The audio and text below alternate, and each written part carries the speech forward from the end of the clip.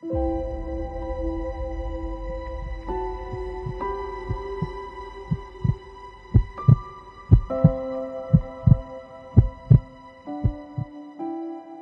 Évidence et bonjour à toi qui nous visites. Sois le bienvenu. En cette période où nous nous apprêtons donc à célébrer les fêtes de Pâques et de la Pentecôte, je vous t'invite à plonger tes regards dans les béatitudes. Peut-être que tu connais, il s'agit d'un texte que notre Seigneur Jésus donc a prêché. Ce texte est communément appelé le Sermon sur la montagne.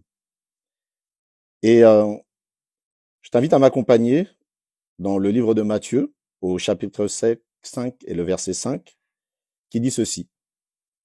Heureux les débonnaires, car ils hériteront de la terre. Comment donc comprendre la pensée de Jésus par rapport à ce verset? Ce qu'on va faire, c'est que dans un premier temps, on va rechercher les mots-clés de ce verset. Le premier mot-clé que j'ai retenu est le mot heureux. Heureux correspond à un état et non à un aboutissement. Effectivement, ce que dit le Seigneur, c'est qu'il déclare que les débonnaires sont des gens qui sont heureux. Le deuxième mot-clé, naturellement, c'est le mot débonnaire, qui lui signifie un homme doux, une douceur allant jusqu'à la faiblesse.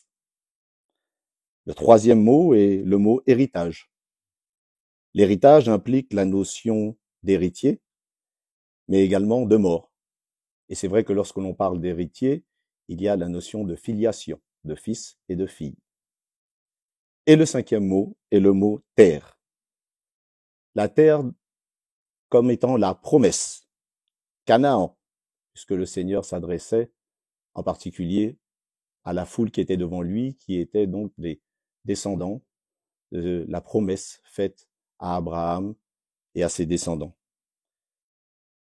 Mais il nous parle de Canaan dans le sens spirituel, dans le sens de la patrie d'en haut, dans le sens du royaume de Dieu.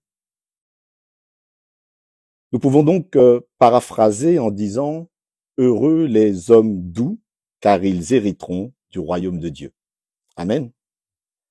Alors c'est vrai que lorsque l'on prononce cette parole, il y a comme une sorte de frustration qui naît en nous et qui nous pousse à nous poser quelques questions. Par exemple, on peut se poser la question, donc, si je suis quelqu'un de doux, j'ai accès au royaume de Dieu. Ou on peut se poser inversement l'autre question en se disant, mais moi je ne suis pas quelqu'un de doux et je ne suis pas reconnu comme cela. D'ailleurs, j'ai du mal à manifester de la douceur. Alors comment pourrais-je accéder au royaume de Dieu? Et je dois vous avouer que personnellement, lorsque j'ai plongé mon regard sur ce verset, c'est la question que je me suis posée. Seigneur, si tu dis que seuls les hommes doux puissent hériter du royaume de Dieu, alors il y a quelque chose qui me manque.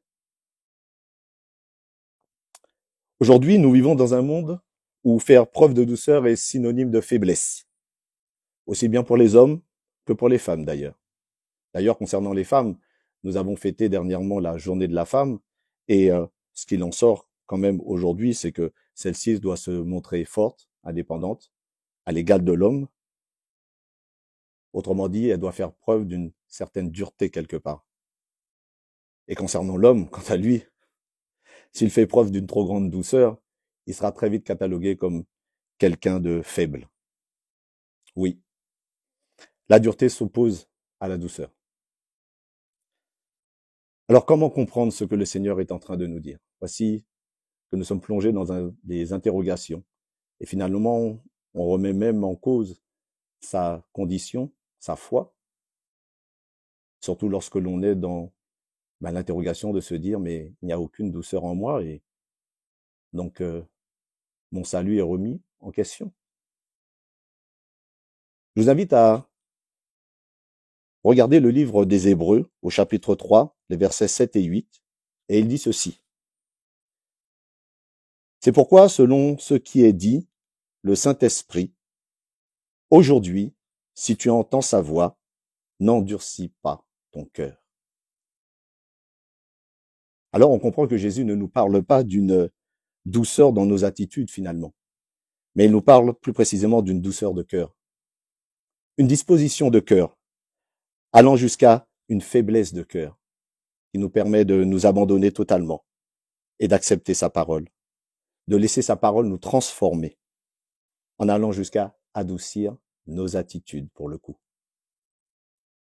Alors nous comprenons que cette douceur est donc le fruit d'une transformation et non pas quelque chose qui serait en nous.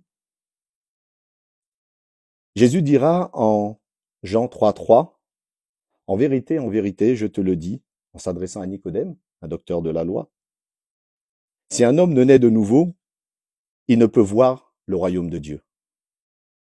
Et c'est bien là la condition pour accéder au royaume de Dieu. Alors la notion d'héritage que nous avons vue en cherchant les mots-clés prend donc tout son sens. Oui, car pour être héritier, il faut être fils ou fille. Mais il y a encore cette notion de mort quelque part, toujours à élucider. De quelle mort nous parle Jésus? Nous pourrions répondre par la sienne. Oui, Jésus est mort et ressuscité. Et cette œuvre qu'il a manifestée à la croix est le fondement de notre foi. Sans cette œuvre, notre foi est morte, car la Bible dit que la foi sans les œuvres est morte. Mais je crois profondément que le Seigneur nous parle d'une autre mort. Je crois qu'il nous parle profondément de la mort de notre vieil homme. Celui qui nous a donné cet héritage, qui fait que nous étions pécheurs, et le salaire du péché, c'est la mort. Nous sommes donc passés d'un héritage de la mort à un héritage de la vie, grâce au salut manifesté à la croix.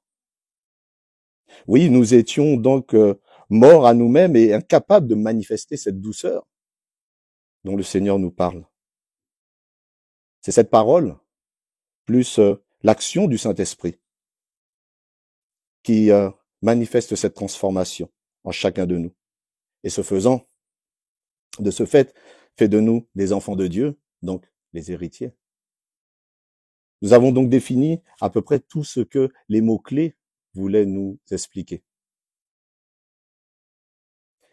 Aimer comme Dieu aime, en étant prêt à tout supporter, à tout excuser, en ne soupçonnant point le mal, comme il est dit dans 1 Corinthiens 13, c'est faire preuve d'une douceur que le monde ne peut comprendre. En nous penchant sur les béatitudes, nous voyons que les valeurs du royaume de Dieu sont totalement opposées à celles du monde. Sans une réelle transformation, nous ne pouvons les comprendre et encore moins les mettre en pratique. C'est pourquoi la parole dit en Proverbe 4, 23, « Garde ton cœur plus que toute autre chose, car de lui viennent les sources de la vie. » Vous savez, je crois que l'on peut vraiment s'appuyer sur les promesses de Dieu.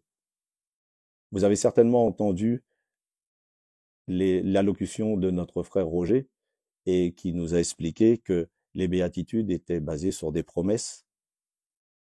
Oui, le Seigneur nous a fait cette promesse que de changer notre cœur de pierre dans toute sa dureté par un cœur de chair, un cœur qui soit suffisamment doux pour pouvoir entendre sa parole, comprendre sa parole et la mettre en pratique. Je t'invite à avoir et à développer ton intimité avec le Seigneur. Cette intimité viendra premièrement de ton cœur. Parce que si l'homme parle à l'homme, à l'oreille de l'homme, voire à l'intelligence de l'homme, Dieu lui parle avant tout au cœur de l'homme. Alors soyons comme l'apôtre Jean, dont la parole dit qu'il aimait poser son oreille sur la poitrine du Seigneur afin d'entendre son cœur battre. Je crois profondément que la parole, lorsqu'elle pénètre ton cœur, elle te transforme. Et si tu es présent aujourd'hui, si tu es en train d'écouter ce message, c'est que tu avais envie d'en savoir plus. Tu avais envie de vivre plus. Fais silence. Écoute la voix de Dieu. Cherche à entendre sa voix. Et même s'il avérait que ce serait qu'un petit murmure, si ton cœur est suffisamment disposé pour l'entendre, alors tu entendras de grandes choses. Que le Seigneur te bénisse. Amen.